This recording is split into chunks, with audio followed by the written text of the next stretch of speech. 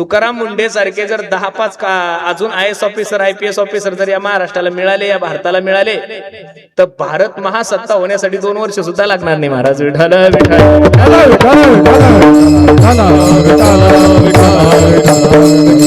पण या भ्रष्टाचारी जगामध्ये एखादा चांगला माणूस असून उपयोग नाही. एक राज्य होतं खूप मोठं आणि त्या राज्यामध्ये सगळेच लोक नकटे होते महाराज, फक्त राजाला नाक होतं. लक्ष देऊन ऐका बरं. त्या राज्यामध्ये सगळे लोक नकटे, म्हणजे कळतं का तुम्हाला? नकटे ज्याला नाक नाही त्याला काय म्हणतात? नकटे. आणि राजालाच फक्त नाक होतं, हे लंबच्या लंब नाक. ज्यावेळेस राजा समाजात जायचा त्यावेळेस सगळे लोक म्हणायचे राजाला नाक आहे रे, हे राजाला नाक आहे रे. शेवटी राजा कंटाळून गेला आणि राजाने काय केलं? त्या नकट्याप्रमाणे स्वतःच नाक कापून घेतलं महाराज. हे सगळं उलट झालं. उद्धवा अजब तुझे सरकार, लहरी राजा प्रजा आंधळी, लहरी राजा प्रजा आंधळी, अधांतरी दरबार उद्धवा अजब तुझे सरकार. जगाच्या मालकाने सांगितलं काळजी करू नका, देवकीच्या गर्भा येईल भगवान, रक्षिल ब्राह्मण गायी भक्त. पण अवतार घेणं एवढं सोपं आहे का? 2-4 जण तर लागतील ना. अवतार घेत असताना भगवान परमात्मा गेले शेषाकडे. शेष म्हणजे लक्ष्मणजी. शेषाप्रती बोले लक्ष्मीचा तोवर चला अवतार घेऊ आता. ओ शेषराव, चला आपल्याला अवतार घ्यायचं. शेषाने हात जोडले, देवा मी सर्वांच्या नांदी लागेल पण तुझ्या मात्र नांदी लागणार. कारण मागच्या जन्मात मी तुझा लहान भाऊ होतो. प्रभू रामचंद्राचे लहान भाऊ कोण होते? लक्ष्मणजी. रामायणामध्ये खरा जर वनवास कोणाला घडला असेल तर सीताई साहेबाला वनवास घडला नाही. खरा वनवास घडला उर्मिला मातेला आणि दुसरा वनवास घडला कोणाला? लक्ष्मणाला. प्रभू रामचंद्राला देवाला लक्ष्मणजी सांगू लागले, ओ देवा मागच्या जन्मात तुमच्या सोबत राहून 14 वर्ष मला काय करावं लागलं? उपवास करावा लागला. कशासाठी उपवास केला? इंद्रजिताला मारण्यासाठी 14 वर्षाचा काय करावं लागला? उपवास. देवा मला आता हे शक्य होत नाही. पण देव आहे महाराज तो. देव म्हणे मागच्या जन्मात तू लहान भाऊ झाला म्हणून तुला माझं ऐकावं लागलं. आता तू वडील होई बा सर्वज्ञा, पाळील मी आज्ञा तुझी बारे. बसणारी मंडळी, देवाना सांगितलं बाबा पुढच्या जन्मात तू माझा मोठा भाऊ हो, मी तुझं सर्व ऐकील. भागवतामध्ये 18,000 श्लोक आहे. किती हजार श्लोक आहे? बोलत चला किती? त्या 18,000 श्लोकामध्ये एक श्लोक मला असा दाखवा की बलराम दादाचं भगवान श्रीकृष्णाने कुठं ऐकलं? खेळतो येण्याची खेळावा, नटतो येण्याची नटावा, माझ्या देवासारखा हुशार कोणीच नाहीये. लक्ष्मी आई साहेबाला सांगितलं कौंडण्यपुरासी जावे तुम्ही. कौंडण्यपुराला आई साहेब गेल्या आणि आता जन्माची वेळ जवळ आली. महाराज किती सुंदर सांगतात पहा. वसुदेवा देत देवकी बहीण लग्नामध्ये विघ्न झाले आहे का? कंसाची लाडकी बहीण वसुदेवाला दिली. थाटामाटात मिरवणूक निघाली ना आकाशवाणी झाली, कंसा ए कंसा, अबे ज्या बहिणीची एवढी थाटामाटात मिरवणूक घेऊन चालला असणार आहे तिच्या पोटी येणारा 8वा मुलगा तुला मारणार आहे. बसणारे मायबाप, आपल्या बहिणीचं पोरग आपल्याला मारणार आहे हे भावाला कळल्यानंतर तिला पैठणी घेईल का? तिच्या रक्षाबंधनला तिच्याकडे जाईल का? भाऊबीजीला तिला बोलवल का? तो कंस होता महाराज. कंसाला कळालं हिच्या पोटी मुलगा येणारा मला मारणार आहे ना, हिलाच जर मारून टाकलं तर पोरग जन्माला यायचं काही कारण नाही. आणि मग कंसानं काय केलं पहा. घेऊनिया खडग माराया धावला,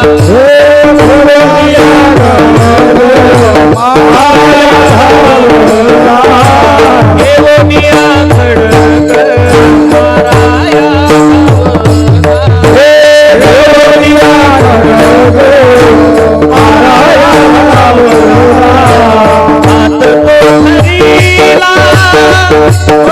वसुदेवे वसुदेवे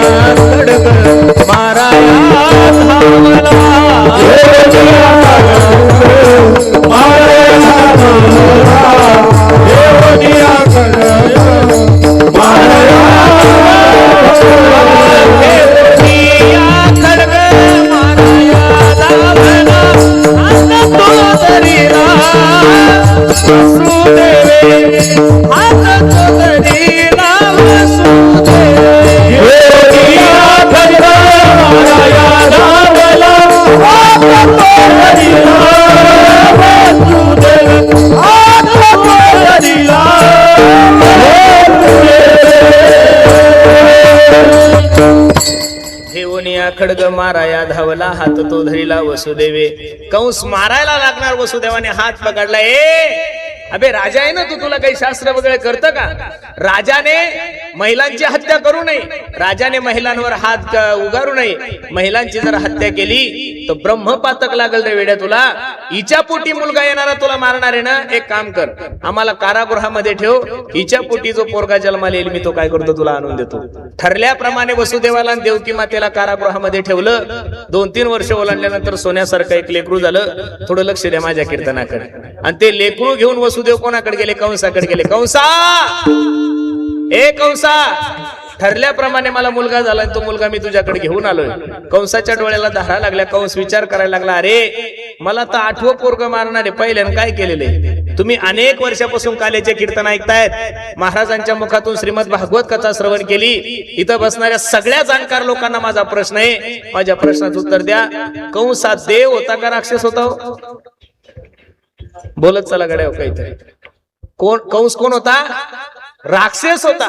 पण माफी मागून एक वाक्य बोलण्याचं धाडस करू, पांडुरंगाच्या दरबारातून सांगतो, कंस राक्षस जरी असला तरी तुमच्याने माझ्यापेक्षा तो 1000 पट चांगला होता महाराज. तुम्ही म्हणसाल मग महाराज आम्ही कोण नाही? तुम्ही नुसते राक्षस नाहीये, आपण सगळे महाराक्षस आहोत महाराज. कंस कमीत कमी जन्माला आलेला मुलगा मारत होता, आपण तो लोक एवढे हलकट झालोय महाराज, गर्भातल्या मुली सुद्धा मारायला लागलोय. ज्याला त्याला असं वाटतंय की मला पोरगाच पाहिजे. पोरं काय दिवे लावतात मला अजून काही कळलं नाहीये. एक सांगू गड्या तुम्हाला, दशरथ माहितीये तुम्हाला? दशरथ तुमच्या नवे गावचं नाही, प्रभू रामचंद्राचा बाप दशरथ. किती पोरं होते दशरथाला? राजा दशरथाला किती मुलं होते? 4. कोणते कोणते? राम, शिट्टी मारायला लागला रे माहिती, राम, लक्ष्मण, भरत आणि शत्रुघ्न. किती पोरं होते? राम, लक्ष्मण, भरत आणि शत्रुघ्न. दशरथाला 4 मुलं असताना सुद्धा दशरथासारख्या बापाला पोरांनी पाणी पाजलं नाही. आजकालच्या दशरथांनी अपेक्षा करायची नाहीये. मी खरं सांगू, एखाद्या वेळेस मुलगा कुपुत्र जन्माला येऊ शकतो, पण आतापर्यंत कधी मुलगी कुपुत्री जन्माला आली नाही. म्हणून बसणाऱ्या मंडळीला माझी विनंती आहे, मुलींना जन्माला घाला. अरे देशात मुलगीच जन्माला आली नाही तर या देशाची संतती वाढल तरी कशी महाराज? बरोबर आहे का नाही? पण काय झालं काही कळत नाहीये. म्हणून एका कवीने खूप सुंदर वर्णन केलं, तो सांगतो पहा. एका मुलीची व्यथा तो कवी व्यक्त करतोय. एका मुलीच्या आईला, बापाला कळलंय की गर्भामध्ये मुलगी आहे, आणि तिला ज्यावेळेस तपासायला घेऊन जातात त्यावेळेस ती गर्भातली पोरगी बोलती. किती सुंदर वर्णन आहे पहा. 9 महिने 9 दिवसाने झाली जग बघण्या घाई. काय म्हणते ती मुलगी तिच्या बापाला? ऐका, 9 महिने 9 दिवसाने झाली जग बघण्या घाई. अगवंशाच्या दिव्या पायी नको पण ती विझवू आई. ती मुलगी रडायला लागली ना, आपल्या आईला सांगते, आई उद्या तुझ्या गर्भाची ग चाचणी होणार ग. मुलगी आहे म्हणून सारे नाक मुरडणार ग. माझ्या मोकल्या कानाला तुझी कुजबुज ऐकू येई. अगवंशाच्या दिव्या पायी नको पण ती विझवू आई. अरे कंसा राक्षस असून सुद्धा त्यानं मुलाची हत्या नाही केली, आपण तर गर्भातली हत्या करायला लागलो. मला तर वाईट वाटतं महाराज, आपण फक्त राक्षसांचे नावं खराब केलेले, पण आपल्यासारखे चुकीचे माणसं या भूतलावर दुसरे कोणतेच नाहीये. तुम्ही अख्खं रामायण वाचा, लक्ष द्या माझ्या कीर्तनाकडे, अख्खं महाभारत वाचा, अख्खं भागवत वाचा, शिव महापुराण वाचा, सगळे पुराण वाचा. 18 पुराणे. किती पुराणे? 18 पुराणे, 6 शास्त्र आहे, 4 वेद आहे. हे सगळे पुराण वाचा. एका पुराणामध्ये मला असा राक्षस दाखवा की त्या राक्षसाने एखाद्या 2-3 वर्षाच्या मुलीवर बलात्कार केला. एखादी घटना पाहिली तुम्ही पुराणामध्ये? अरे इथं तर 2-2, 3-3 वर्षाच्या मुलींवर सुद्धा बलात्कार व्हायला लागले. वाईट तर मला याचं वाटतं, 3 वर्षाच्या मुलीवर बलात्कार करणाऱ्या बलात्कार्याला सुद्धा या महाराष्ट्रामध्ये, भारतामध्ये वकील सापडतो. याच्यापेक्षा दुर्भाग्य काय असेल महाराजा जगाचं? खरं सांगू, आता सध्या महाराष्ट्राला आणि देशाला सरकारची गरज नाहीये. या महाराष्ट्राला जर आज कोणाची गरज असेल तर फक्त छत्रपती शासनाची गरज आहे महाराज. छत्रपती शिवाजी महाराजांच्या काळात एखाद्या महिलेकडे हात जर केला तर तो हात कलाम करायला जायचा. एखाद्या महिलेकडे जर वाईट दृष्टीनं पाहिलं तर त्याचे डोळे काढल्या जायचे. आज तर एवढा अवघड झालंय महाराज. लोक बोलतात, पुढारी लोक भाषण देत असताना असे बोलतात, बाबा बाबा बाबा 1947 साली हा भारत स्वातंत्र्य झाला, यांना काय डोंबलाची अक्कल आहे कधी झाला म्हणून काय माहिती. अरे पोरगी कॉलेजला जर गेली तर घरी येईल याची गॅरंटी नाहीये. आणि कुठं स्वातंत्र्य हा तुमच्या पोरीला आणि पोरांना. पोरगी जर कॉन्व्हेंटला पाठवली, अरे 2-2, 3-3 वर्षाच्या मुली जर या देशामध्ये सुरक्षित नसेल तर काय म्हणून म्हणायचं आपण भारत 1947 साली स्वातंत्र्य झाला. पोरगी कॉन्व्हेंटला पाठवा असुरक्षित आहे, कॉलेजला पाठवा असुरक्षित आहे, शाळेतला पाठवा असुरक्षित आहे, ती हॉस्टेलला ठेवा असुरक्षित आहे, ती नोकरीवर ठेवा असुरक्षित आहे. मला खरं सांगू का महाराज, मी माफी मागून एक वाक्य बोलण्याचं धाडस करतो. महाराष्ट्र सरकारने लाडकी बहीण योजना राबवण्याच्या ऐवजी महाराष्ट्र सरकारने लाडकी बहीण योजना राबवण्याच्या अगोदर जर या महाराष्ट्राला सुरक्षित बहीण योजना राबवली असती तर महाराष्ट्राच्या मुलीवर बलात्कार झाले नसते महाराज. अरे 1,500 रुपये देऊन या बायाला खुश करण्यापेक्षा या बायाला संरक्षण दिलं पाहिजेत का नाही. आज महिला कुठं सुरक्षित नाहीये महाराज. त्या कुठं तीर्थयात्रेला जा, त्या कुठं पिकनिकला जा, त्या कुठं शाळेला जा, त्या कोणत्याही ठिकाणी जा, ते असुरक्षित आहे. आणि एकीकडे गप्पा काय मारायच्या नाही महाराज. या जगामध्ये आजच्या तारखेला फक्त छत्रपती शासनाचीच गरज या महाराष्ट्राला आहे. अरे अवघड झालंय महाराज. एक दिवस असा नाहीये. मी 2022ला दुबईला या ठिकाणी कीर्तनाला आम्ही गेलो होतो. आमचे काही मित्रमंडळी, आमचे विशाल दादा, सोपान महाराज, माऊली महाराज पठाडे. आम्ही गेल्यानंतर आमच्या गाडीवर ड्रायव्हर पाकिस्तानी होता. मग तो पाकिस्तानी ड्रायव्हर असताना त्याची माझी चर्चा व्हायची. त्याला म्हणलं कावे, आमचे भारतीय लोक तुम्हाला एवढं चांगलं जीव लावतात, आमच्या माय मावल्या रक्षाबंधनाला पहिली राखी तुम्हाला बांधतात, दिवाळीला आम्ही लोक पहिला खाऊ तुम्हाला देतो, तरी तुम्ही अशी घुसखोरी का करता, का असं चुकीचं वागता. त्या मुस्लिम समाजाच्या माणसाने मला सांगितलं, म्हणे महाराज आमच्या पाकिस्तानमध्ये 70% लोकांना खायलाच भेटत नाही, तर ते घुसखोरी कधी करणार आहे म्हणे. ही वस्तुस्थिती महाराज. लक्ष देऊन पुढे ऐका. आणि त्या दुबईच्या एका चांगल्या माणसाकडे आम्ही गेलो. एका मॉल मध्ये गेल्यानंतर आमची चर्चा सुरू झाली. त्यांनी आम्हाला सांगितलं होतं, म्हणे महाराज 2001ला एकदा बलात्कार झाला होता दुबईला, तेव्हापासून 2026 पर्यंत एकही बलात्कार नाहीये. अरे मुस्लिम राष्ट्रामध्ये जर एवढं कडक शासन असू शकतं, या भारतामध्ये तर प्रभू रामचंद्र जन्माला आलेले, या भारतामध्ये स्वामी विवेकानंद जन्माला आलेले, या भारतामध्ये छत्रपती शिवाजी महाराज जन्माला आलेले, या भारतामध्ये माझे धर्मवीर संभाजी राजे जन्माला आलेले, या भारतामध्ये अहिल्याबाई होळकर जन्माला आलेले आहे, या भारतामध्ये झाशीची राणी लक्ष्मीबाई जन्माला आलेले आहे, या भारतामध्ये भगतसिंग, राजगुरू, सुखदेव यांच्यासारखे क्रांतिकारी लोक जन्माला आले. आणि या भारतामध्ये एकही दिवस असा नाहीये की त्या दिवशी या भारतात बलात्कार होत नाहीये. विठाल विठाल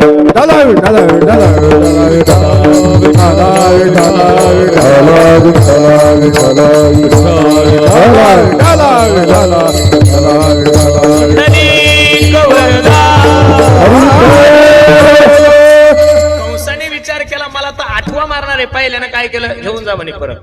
पण पुण्य सारा वया भेटे देवऋषी वदी बालकासी, जोपर्यंत याचं पाप भरणार नाही तोपर्यंत जगाचा मालक अवतार घेणार नाही. नारदजी आले. नारदजीने सांगितलं, का रे का सोडून दिलं त्या मुलाला.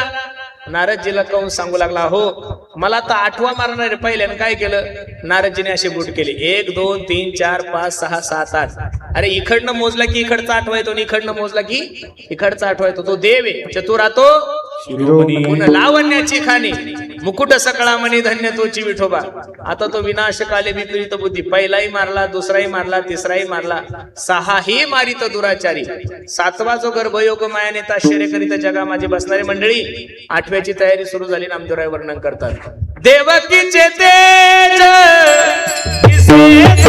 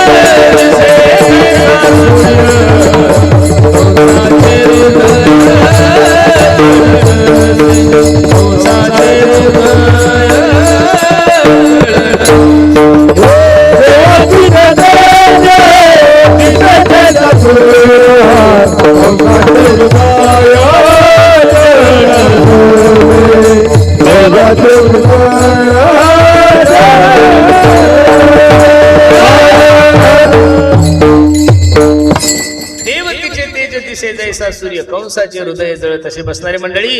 भगवंताच्या अवताराची वेळ जवळ आली. दशरथे मानिला तोची होता मास. वर्षा ऋतू असे कृष्ण पक्ष वसो नाम तिथे बुधवार असे शुक सांगत असे परीक्षिती. 8 वर्षाची मूर्ती देवकी माते समोर प्रकट झाली. देवकी रडायला लागली. सोडा सोडा मिठी लपवा लपवा जग जेठी. थोडा बेस बेस झनी कंसासी कडेल माझ्या बाळासे मारेल. रडायला लागली देवकी माता. मालक ओ मालक, 6 मुलं मारले त्या नराधमाने हो माझ्या पोराला वाचवा हो. देवकीचं रडणं पाहिल्यानंतर जगाचा मालक देवकीला सांगतोय, आई काळजी करू नको ग, कंस तुला काय मारणार आहे, मी त्याचं तेरस खाल्लेलं आहे, तू टेन्शन घेऊ. फक्त एक काम कर, नंदाच्या घराला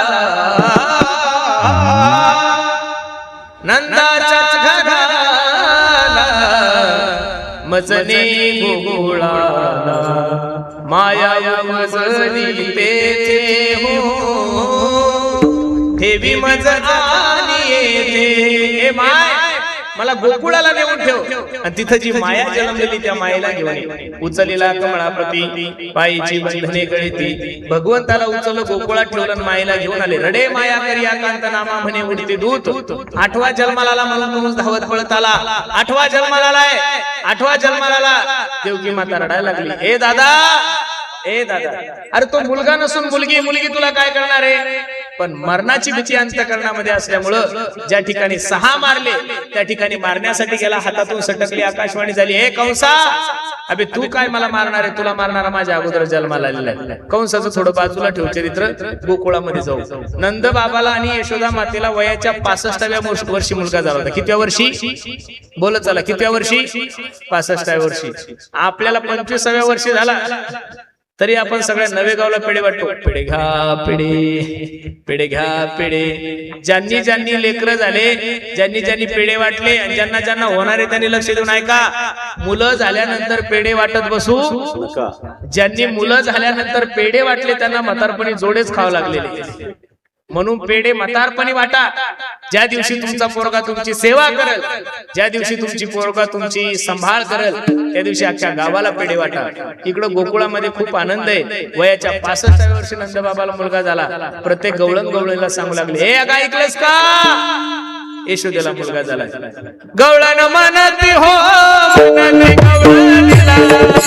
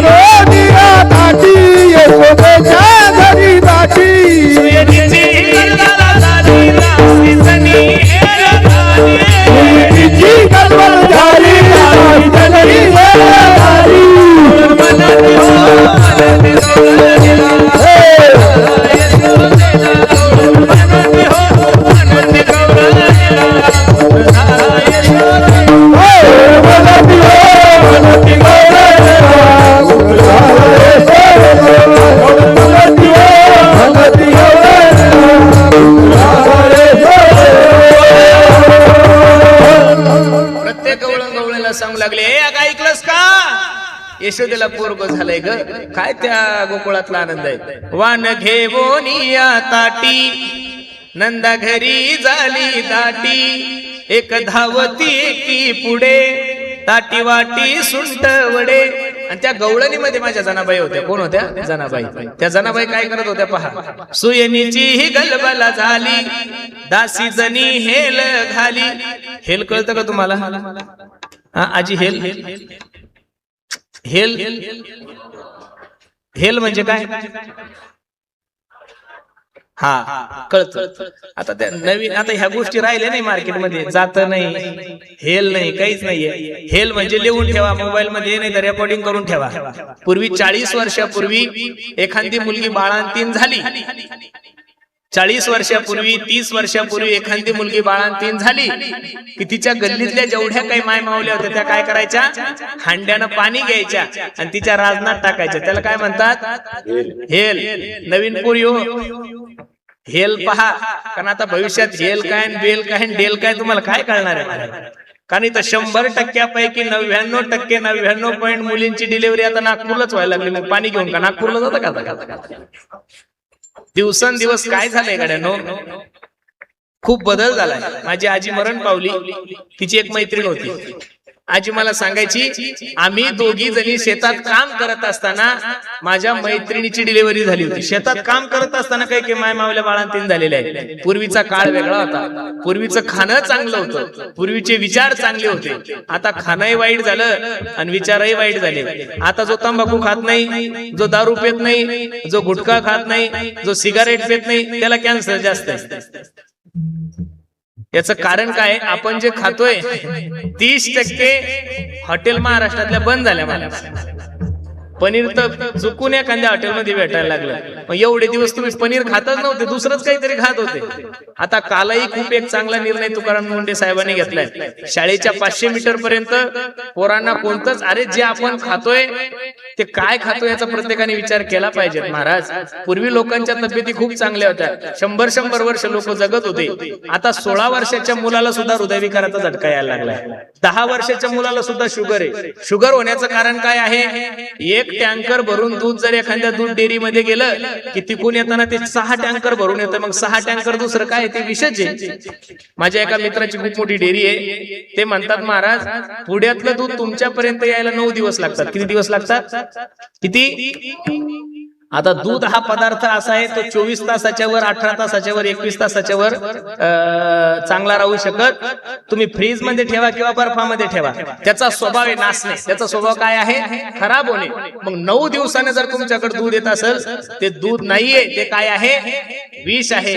म्हणून इथं बसणाऱ्या सर्वच मंडळीला माझी विनंती आहे, मेले तरी पुण्याचं दूध खायचं नाही. काळा चहा प्या, पण पुण्याचं दूध खायचं नाही. मेले तरी हॉटेल मधलं पनीर खायचं नाही. मेले तरी ते नूडल्स जे खातोय आपण, त्याच्यावरचं जे काय सॉस म्हणतो ते सुद्धा आता बघा तुम्ही, तो सॉस नूडल्सच बंद झाले महाराज. बरोबर आहे का नाही? अरे धंदा करण्यासाठी, व्यवसाय करण्यासाठी या जगातले लोक, या भारतातले लोक माणसाच्या जीवासोबत खेळता येते. काय खेळता येते? जीवासोबत खेळता येते. म्हणून सर्वांना माझी विनंती, थोडं चांगलं खायला शिका. चांगलं जर खासाल तर उद्याच येणारी ही संतती चांगली जन्माला येईल. महाराज, पूर्वी लोक 90 वर्ष झाले तरी त्यांना चष्म्याची गरज पडत नव्हती. ज्ञानेश्वरी वाचत होते, गाथा वाचत होते. 90, 75 वर्षाचे लोक झाल्यानंतर सुद्धा त्यांना दाताचा प्रॉब्लेम नव्हता, कानाचा प्रॉब्लेम नव्हता. आता 5 आणि 6 वर्षाच्या मुलांना काय चष्मा आहे, त्यांना दिसायचा प्रॉब्लेम आहे, त्यांना सगळ्यात प्रॉब्लेम. याचं कारण आता मरण्यासाठी वयाची गरज नाहीये. कोणता रोग कोणत्या रूपाने कधी येईल आणि तुम्हाला कधीतरी घेऊन जाणार आहे. मग अशा युगामध्ये माणसाने चांगलं खाल्लं पाहिजे.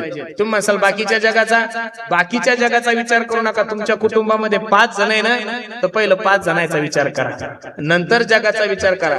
कारण आता संख्याच एवढी झाली आणि उत्पन्न कमी झालं, त्याच्यामुळे त्यांना पुरवायचं असल्यावर त्याच्यात केमिकल मिक्स करावं लागल आणि लागल. विठ्ठल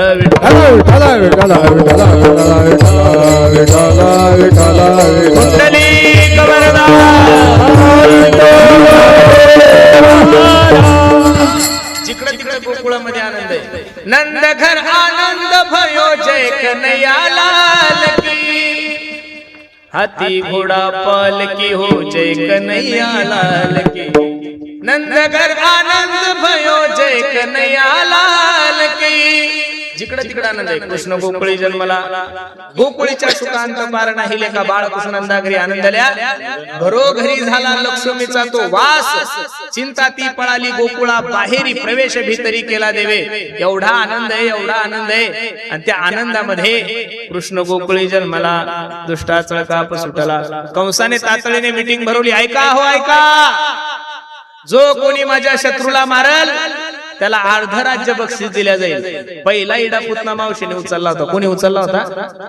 असं नका समजू की 2026 मध्ये महिलांना आरक्षण आहे. द्वापार युगापासून त्या बिचाऱ्यांना आरक्षण कुठं बी आहे. फक्त सरकारला माझी विनंती आहे, आमचं 2-4% कमी केलं तरी चालतं, पण यांना नको. यांना जर अजून 10-20% आरक्षण भेटलं महाराज, पुरुष मंडळी लिहून ठेवा, आपल्याकडे 2च काम येणार आहे, चपात्या करायच्या आणि धुणं धुवायचे. खरं सांगतो महाराज. पहिले माणसं आमदार होते, आता बाया आमदार नाही झाल्या. पहिले माणसं खासदार होते, आता बाया खासदार नाही झाल्या. पहिले माणसं राष्ट्रपती होत्या, बाया राष्ट्रपती झाल्या. पहिले माणसं कीर्तन करायच्या, त्या बाया सुद्धा कीर्तनकारणी झाल्या. भाग्यवान आहे महाराज. तुम्ही शिक्षक असले की तुमची बायको आपाप मास्तरीन बाई.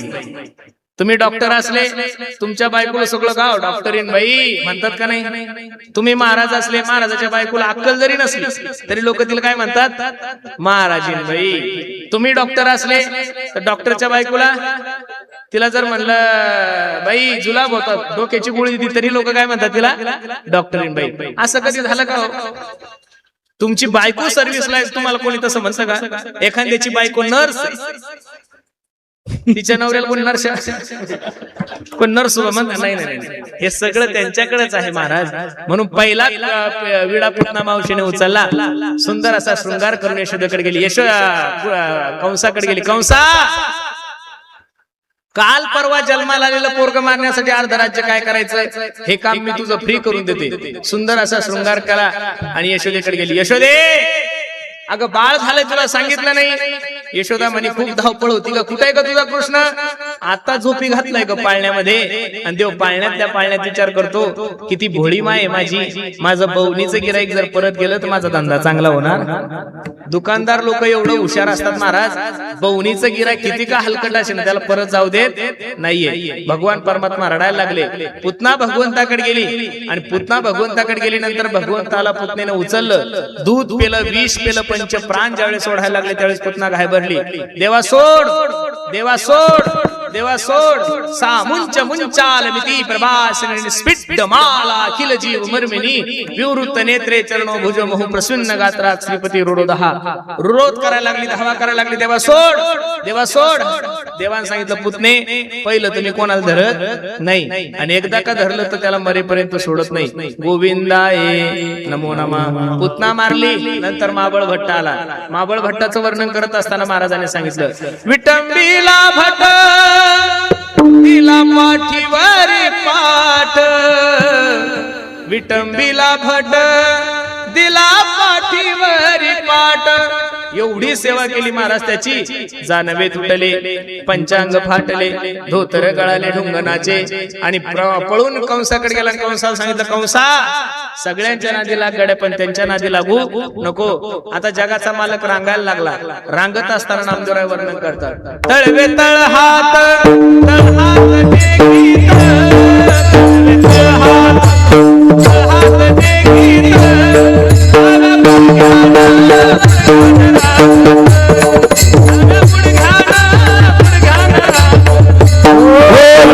हात, तळ हात टेकीत,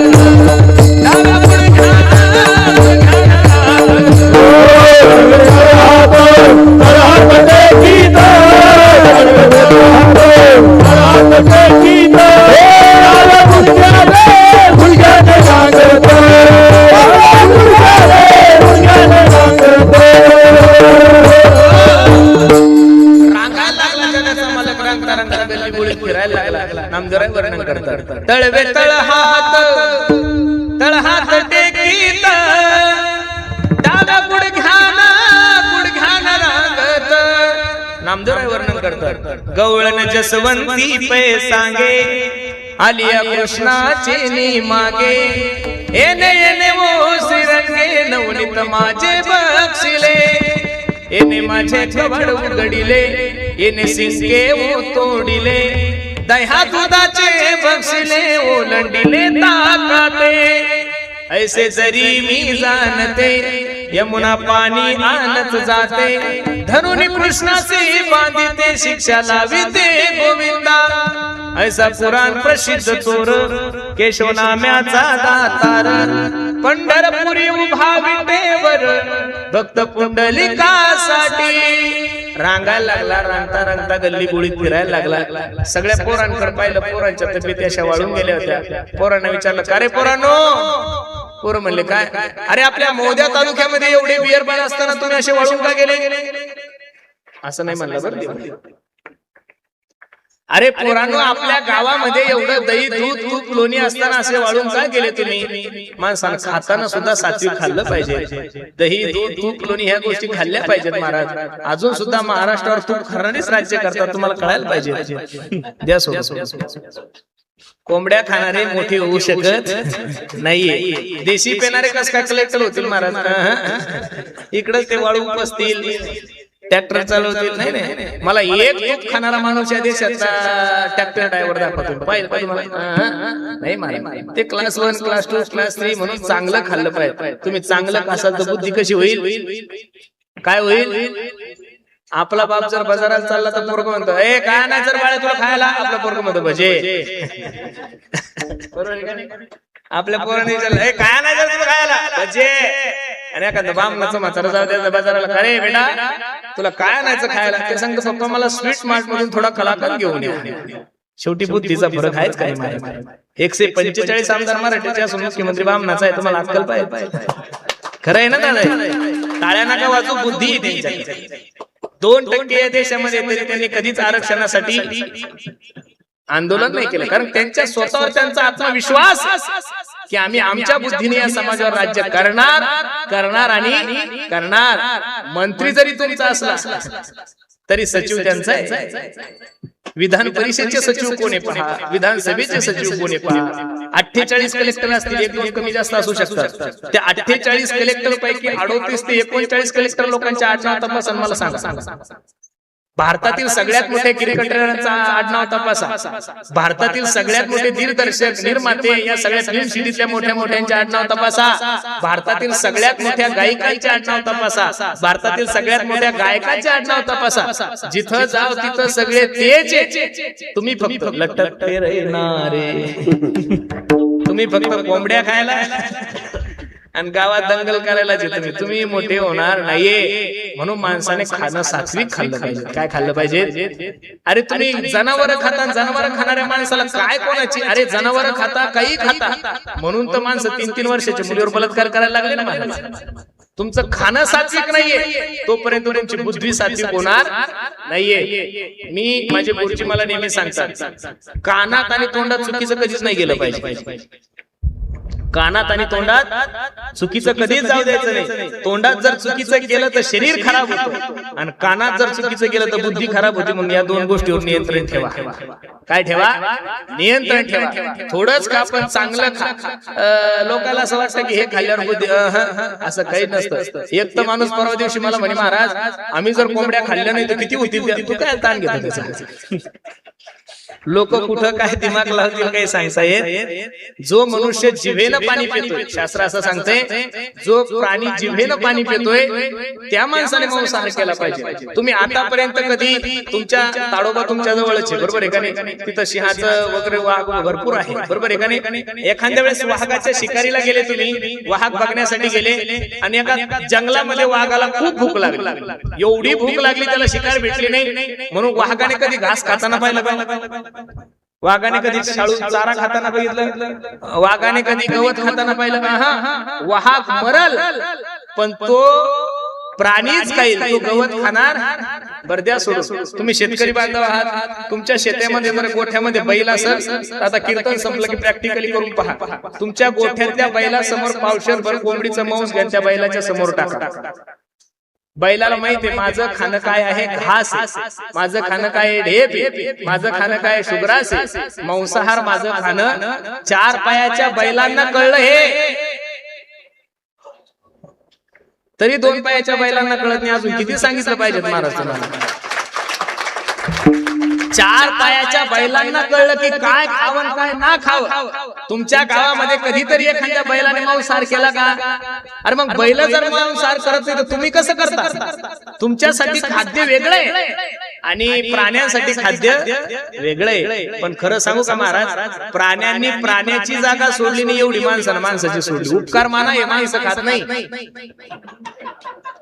भविष्यात जर माणसं खायला लागले तर 70 वर्षाचा माणूस 150 रुपये किलो, 50 वर्षाचा माणूस 350 रुपये किलो, एखादा चांगला ताजा तवाना कीर्तनकार जर सापडला तर 700 रुपये किलो. माणसं खातील ना महाराज, बरोबर आहे का? म्हणून माझी सर्वांना विनंती आहे, खात असताना माणसाने चांगलं खाल्लं पाहिजे. देवानं सांगितलं का रे आपल्या गावामध्ये एवढं दही दूध तूप लोणी असताना असे वाढून का गेले? देवानं सांगितलं जेवढं काही दही दूध तूप लोणी सगळं डेअरीला जातं, डेअरीला काही राहत. मग भगवंतानी एक पक्ष स्थापन केला, त्या पक्षाचं नाव आहे माखन चोर मित्र मंडळ. अध्यक्ष भगवान, उपाध्यक्ष बलिराम दादा, सचिव पेंद्या. आणि भगवंतानी चोऱ्या सुरू केल्या. पोरांना सांगितलंय, पोरांनो आपल्याला 10 दुधाच्या चोऱ्या करायच्या, येताना वस्त्रगाळ माती घेऊन या, सराट्याचा काटा घेऊन या, काठी घेऊन या. तो पेंद्या हुशार होता, कारण पेंद्या सचिव होता. काय होता? ट्रस्टी मध्ये सगळ्यात हुशार खातं कोणाचं असतं, त्याच्यामुळे सचिव चांगला निवडा, नाही तर तो अध्यक्षाच्या सह्या करून कधी पैसे काढायला काही सांगता येत.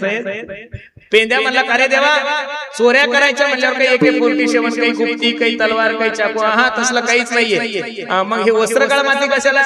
आपण जर एखाद्या गवळणीच्या घरी गेलो, दही दूध तूप लोणी खाल्लं, आपण पळायला लागलो, तिला जर जाग आली तर आपण काय करायचं? ते वस्त्रकाळ माती घ्यायची, तिच्या डोळ्यात टाकायची, ती डोळे चोळत बसल, आपण काय करायचं? पळून जायचं. पेंद्या हुशार होता. पेंद्या म्हणला देवा, ती जर चष्मा घालून आली तर? मग पेंद्याला सांगितलं, अरे तो सराट्याचा काटा नाही का? तो काटा तुमच्याकडे आहे का नाही का? असं असतं नाही का? असं तो कसाही टाकला तरी पायात घुसतो. तो सराट्याचा काटा खाली टाकायचा, तिच्या पायात काटा मोडल, ती काटा काढू तर आपण पळून जायचं. पेंद्या म्हणला, ती जर सँडल घालून आली तरी देवा? देवाने पेंद्याला सांगितलंय, बघ आमच्या पक्षात राहायचं तुला, पक्षाच्या विरोधात बोलायचं. पक्ष म्हणला ना बैल दूध देतो, तो म्हणायचं 10 लिटर देतो. पक्षाच्या विरोधात जर बोलला तर तुझ्या मागे कधी ईडी लावील आणि तुला कधी जेलमध्ये टाकेल काही सांगता येत नाहीये. मला तर हसू येतं महाराज, जेवढे बीजेपीत लोक गेले ना महाराज, हे मी नारदाच्या गाजून सांगतो तुम्हाला, हे फक्त ईडीच्या भीतीनच गेलेले. अर्ध्याच्या वरती तर अर्ध काँग्रेसच आहे महाराज. खानदानी सगळे पत्रवळ्यात उचलायला लागले. खानदानी जेवढे ज्यांनी 40-40 वर्ष सेवा केली ना, ते चटाय उचलतात ते, अजून ते बिचारे झाडूनच घेता येते. आणि काँग्रेसचा घ्यायचा, कारण की लोकांना वाटतं बा सिर सलामत तो पगडी, बाहेर राहून यांचा विरोध करून जंगलात जाण्यापेक्षा, जेलमध्ये जाण्यापेक्षा चलो तुमच्या माग. पण खरं सांगू का तुम्हाला, आती केलं की माती होती बरं. मग ते महाराजकी क्षेत्र असो, ते व्यावहारिक क्षेत्र असो, का कोणतंही क्षेत्र असू द्या, तुम्ही जर आती कोणत्याही क्षेत्रात करा, तुमची एक दिवस माती होणार आणि होणार आणि होणार.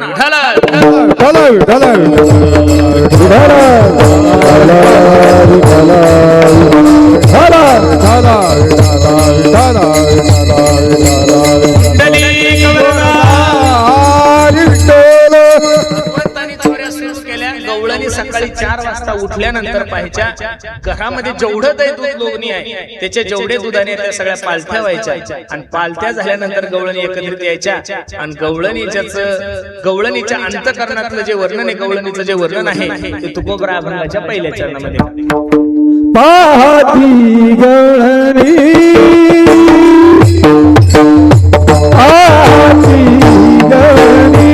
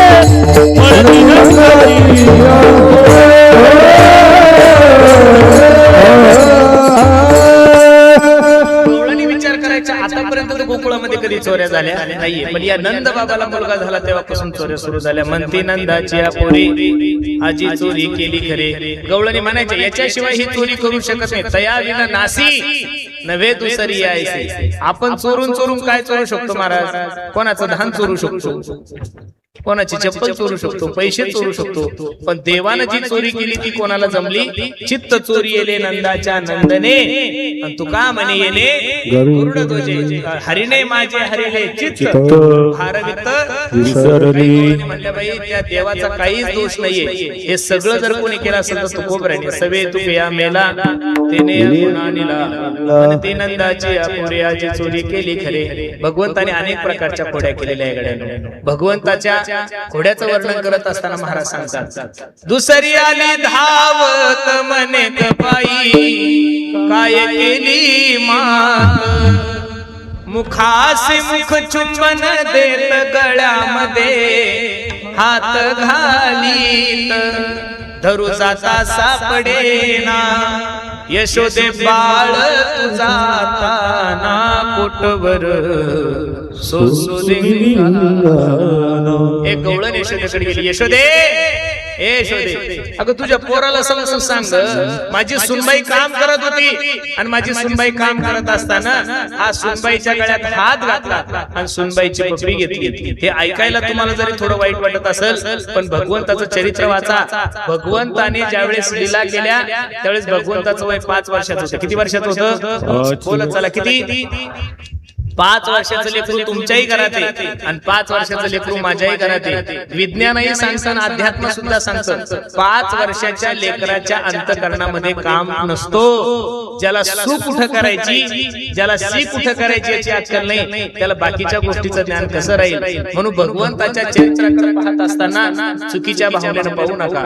काय झालंय माझ्या हिंदू धर्मातल्या लोकांना काही कळत नाही गड्यांनो. अरे आतापर्यंत जेवढे काही आरोप झाले तेवढे हिंदू धर्माच्या विरोधातच झाले. आतापर्यंत जेवढे काही संशय घेतले गेले तेवढे हिंदू धर्माच्या विरोधातच घेतले गेले. माझी सर्वांना विनंती आहे, सर्व काही झालं तरी चालतं, पण हिंदू धर्माच्या विरोधात, हिंदू देवतेच्या विरोधात चुकीच्या स्टेटमेंट करू नका. प्रत्येकाच्या खिशात मोबाईल आहे, त्या मोबाईल मध्ये ऍप आहे, फेसबुक आहे, इंस्टाग्राम आहे, व्हॉट्सअप आहे. मला एक क्लिप तुमच्या मोबाईल मध्ये अशी दाखवा की एखाद्या मुस्लिम समाजाच्या माणसाने अल्लाहचे चुकीचं वर्णन केलं, अल्लाहच्या विरोधात चुकीचं बोलला. एक व्हिडिओ दाखवा मला, नाही पाहायला भेटला.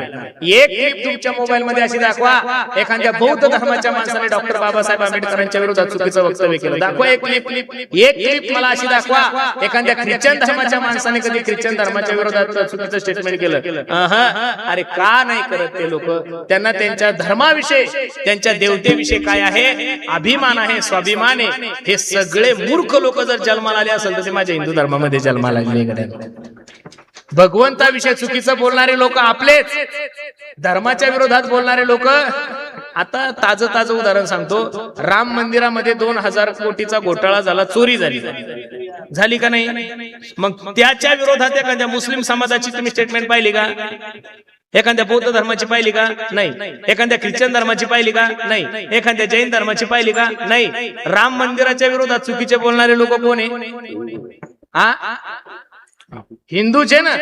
अरे राम मंदिरातली चोरी झालेली आहे. सप्ताह चाललाय आता एवढा मोठा, आणि तुम्ही एखाद्या माणसाला सप्त्याचा अध्यक्ष केलं. गावकऱ्यांनी केलं.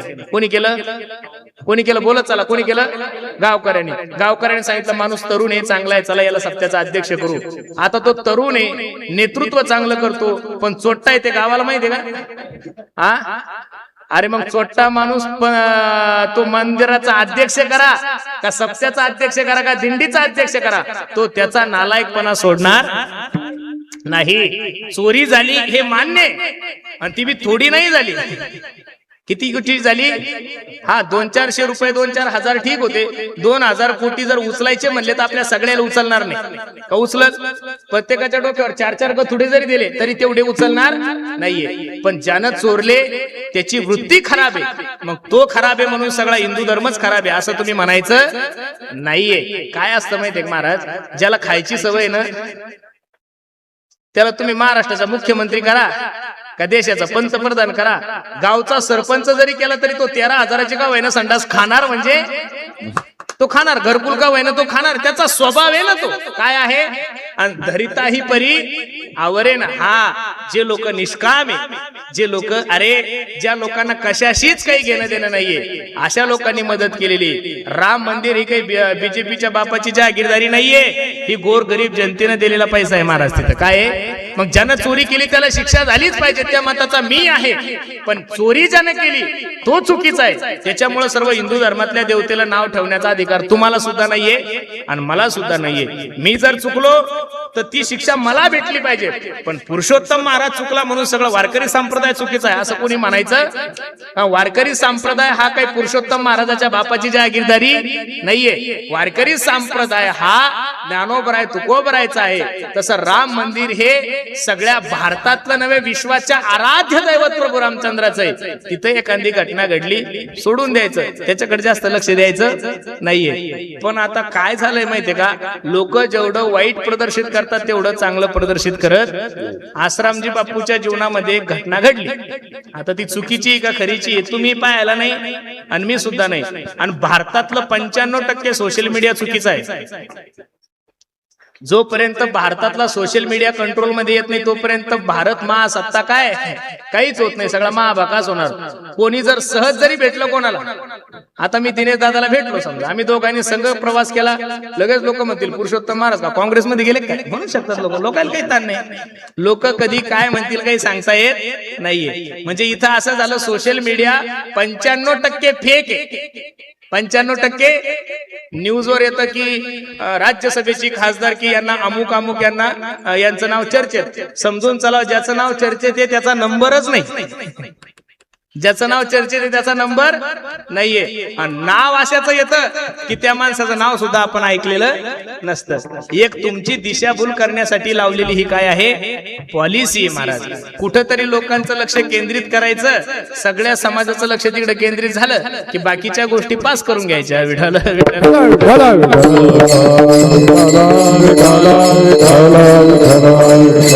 भगवंताने अनेक प्रकारच्या खोड्या केलेल्या आहेत. तिसरी आली धावोनी म्हणे ग बाई काय केली करणी, पतीची दाढी माझी वेणी दोहीसी गाठ देवोनी गाठ बाई कोणासी सुटेना, यशोदे बाळ तुझा ताना कोटवर सोसू दिंगाना.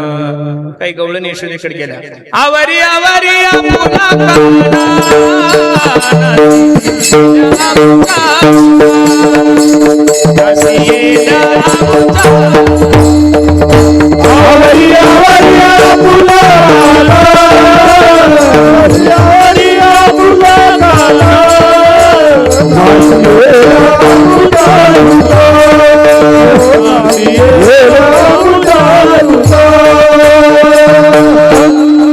अजून लाज नाही तुझ्या मना, तुझा तुला गोड वाटे काना काना काना नसियेल्या आमुच्या सुना.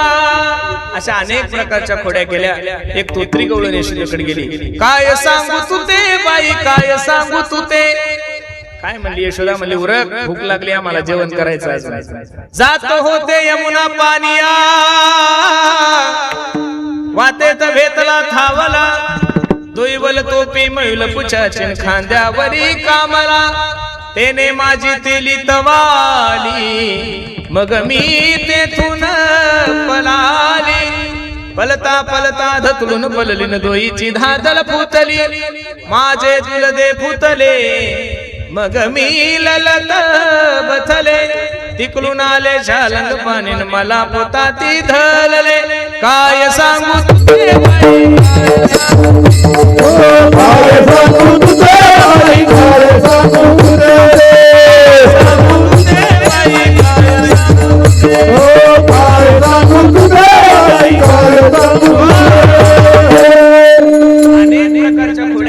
यशोदा म्हणली भाऊ तू आता घरी थांबायचं नाही. काय करायचं?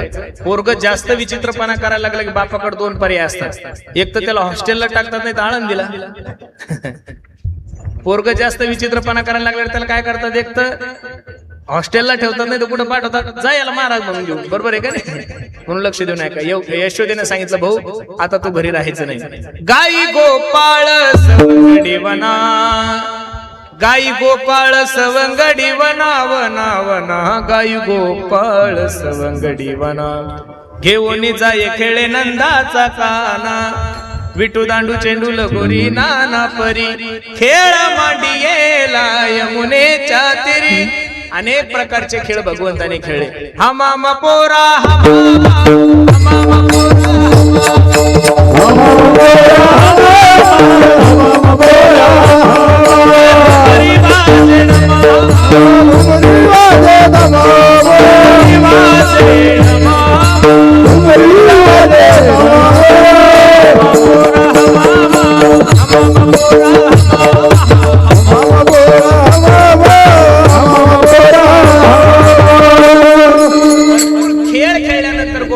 सांगितलं कृष्णा आता भूक लागली रे खांदी भार पोटी भूक काय खेळायचे सुख चला वळू गाई बाई सुजे वे केठाई बहु केली वन वन पायी पेटी झाला शिना भगवंताने सर्वांना एकत्रित केलं आणि पहिला काला माझ्या भगवंताने यमुनेच्या किनारी केला बिभ्रत वेणू जठरपटयो शुंभे वेत्रेचे कक्षे वामे पान मसलम तत्फलांगिलिषु तिष्ठन मध्ये सुखरी सूर्यो हास्यन नर्म विश्वै स्वर्गे लोके मिषति भुभुज यज्ञ भुबाल केली गोपाल कृष्ण भगवान की गोपाल कृष्ण भगवान की विडंबार कुमार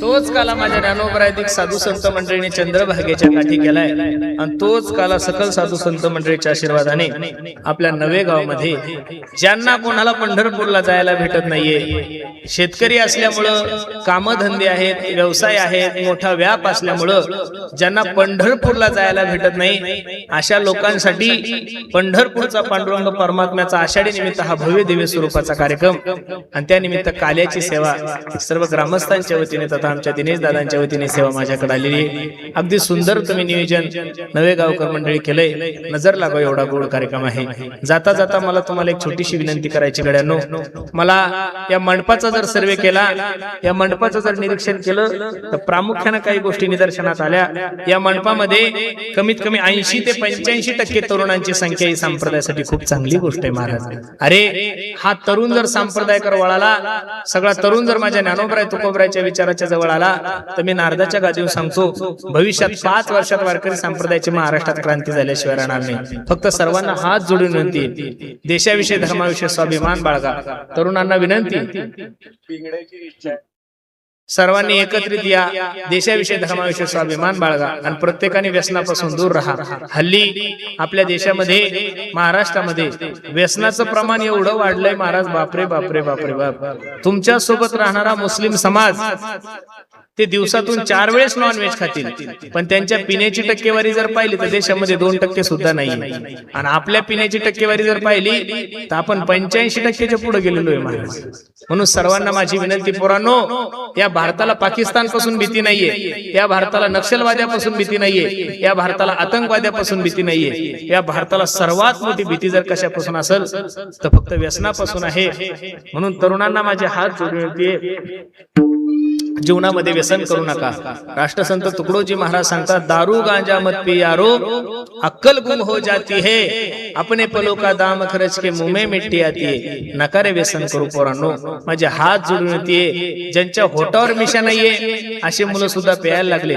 तुमच्या परिसरामध्ये काय खर्रे खातात लोक महाराज बाबा एक माणूस 1 किलो खर्रा खातो नाही खाल्लं पाहिजे महाराज अरे मला एवढं सांगायचं भगवंताने एवढं सुंदर शरीर दिलंय तुम्हाला कधी जर वेळ भेटला तर एखाद्या कॅन्सर हॉस्पिटल मध्ये जा आणि तिथल्या पेशंट कडे जाऊन पहा ज्यांनी तंबाखू खाल्ली ज्यांनी बिड्या पेल्या त्यांच्या तोंडाची परिस्थिती एकदा जाऊन पहा निश्चित तुम्हाला कळेल व्यसन करणं किती वाईट आहे म्हणून तरुणांना माझी विनंती पोरांनो व्यसन अभ्यासाचं करा गड्यांनो व्यसन आपल्या आई वडिलाचं नाव मोठं करण्याचं करा व्यसन स्वतः डेव्हलप होण्याचं करा व्यसन एखाद्या चांगल्या कामाचं करा, पण दारूचं व्यसन करून जीवनाची बर्बादी करू नका. माझे हात जोडून विनंती आहे. आज सध्या परिस्थिती खूप हवाकीची झालेली आहे. महाराष्ट्रामध्ये 60 पोर 40 पोरी आहे.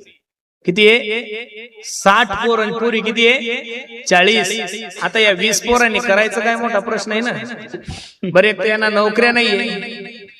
2014 पासून तर 2026 पर्यंत अशी एक मोठी भरती कोणतीच झाली नाहीये. बर भरती झाली की पेपर लीक होतो, त्याच्यामुळे पोराला नोकरी लागायचा काही विषयच राहिला नाहीये. म्हणून सर्वांना माझी विनंती आहे, सरकारची नोकरी करून याच्या त्याच्या खाली हमालदारी करण्यापेक्षा स्वतः काहीतरी 10-5 रुपयाचा बिझनेस सुरू करा, मालक व्हा. नोकरी नका करू, नोकरी देणारे तयार व्हा, त्यावेळेस तुम्ही मोठे होसाल गाड्या.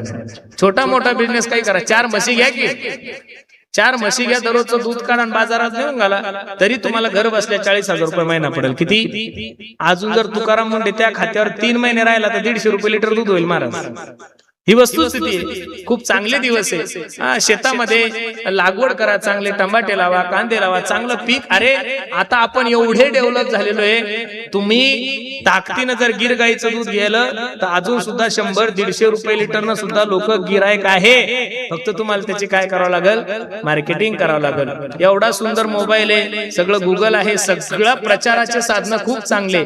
फक्त माझी तरुणांना विनंती आहे, उद्योगधंद्याकडे वळा, व्यवसायाकडे वळा. अरे युपी बिहारचे लोक तुमच्या नागपूरला येऊन पाणीपुऱ्या विकून 2-2 कोटीचे बंगले बांधले रे त्यांनी.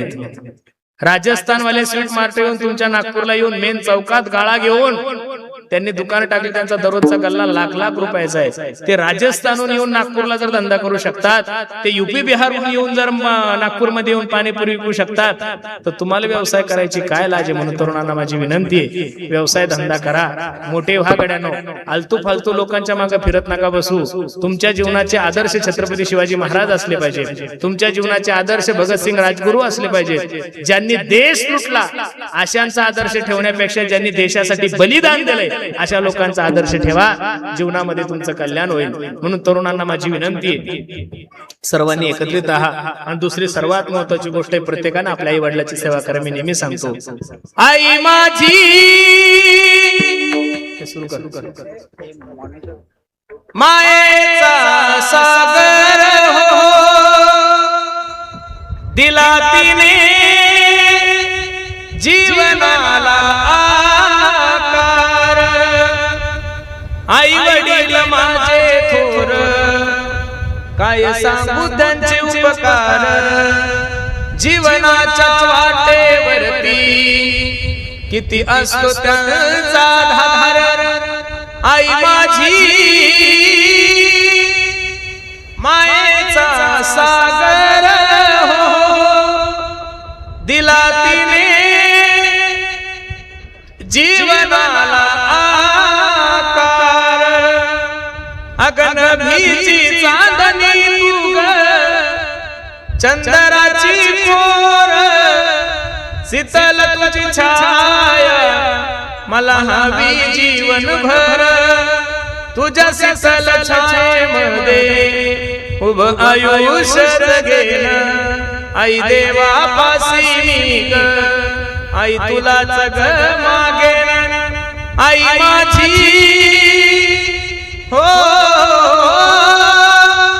मायेचा सागर, दिला तिने जीवनाला आकार.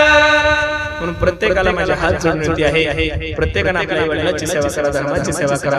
अगदी गोड नियोजन तुम्ही सगळं नवे गावकर मंडळी, नजर लागा एवढा गोड कार्यक्रम आहे.